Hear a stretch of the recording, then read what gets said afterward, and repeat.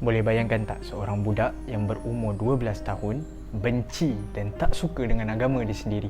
Kisah ini adalah kisah tentang saya sendiri, iaitu masa saya berumur 12 tahun, saya tak suka dengan agama saya dan saya tak suka dengan orang yang belajar agama.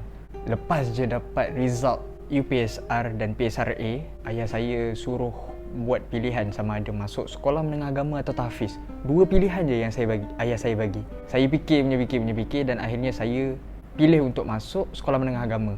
Tapi tak lama, selepas sebulan saya masuk sekolah menengah agama, ada benda yang jadi dan saya terpaksa untuk pindah. Jadi saya tanya ayah saya dan ayah saya kata, kalau nak pindah boleh, tapi boleh masuk tahfiz je, tak boleh masuk sekolah lain, tak boleh masuk tempat lain. Jadi saya fikirlah, masa tu cuti, jadi saya fikir dalam bilik saya tengok Al-Quran dalam bilik saya dan saya kata, Al-Quran ni sebenarnya tak adalah tebal sangat. Jadi kenapa orang perlu habiskan bertahun-tahun untuk hafal Al-Quran ni? Saya kata macam tu. Nampak tak? Punyalah riak, bongkak semua ada dalam tu kan. Teruk betul. Jadi saya pun buat keputusan untuk masuk tahfiz. Tapi bila saya masuk tahfiz, barulah saya tahu kehidupan budak-budak yang belajar agama, kehidupan budak tahfiz ni lain. Jadi bila saya masuk tahfiz, kehidupan saya berubah terus. Saya kena bangun awal pagi, saya kena buat macam-macam. Bila hafal Quran, saya ingatkan benda tu mudah, saya ingatkan benda tu senang. Tapi bila saya hadap sendiri, saya rasa, ya Allah, mujahadahnya perlukan kesabaran yang tinggi. Jadi bila saya buka Al-Quran, saya hafal tasmid, saya hafal hafazan baru, tapi saya tak dapat. Dan saya kena rotan dengan saya tu dah akrab dah, macam kawan baik lah.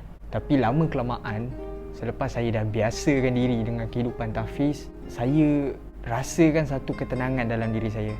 Dan saya rasakan kehidupan saya sedikit sebanyak dah berubah lah. Bila saya berjaya hafal hafazan baru, akhirnya ustaz bagi saya hadiah, ustaz puji saya.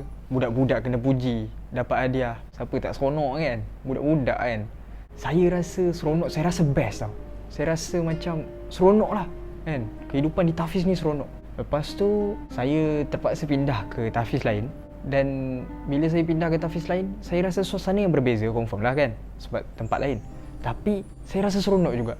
Saya rasa tenang.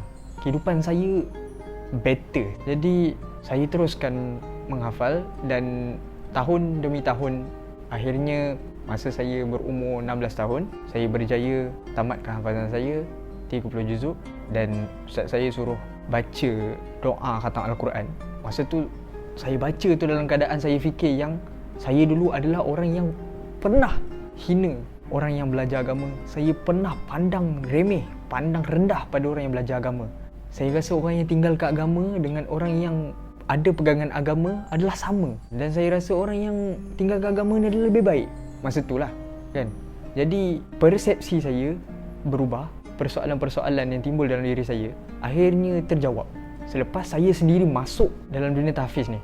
Akhirnya saya sendiri dapat rasakan yang sebenarnya orang yang belajar agama ni akan dapat ketenangan dan kejayaan yang Allah dah tetapkan. Saya minta semua yang tengok video ni tolong doakan pada semua orang supaya jaga hafazan. Jangan sesekali pandang rendah pada orang lain dan jangan rasa yang diri tu lebih hebat.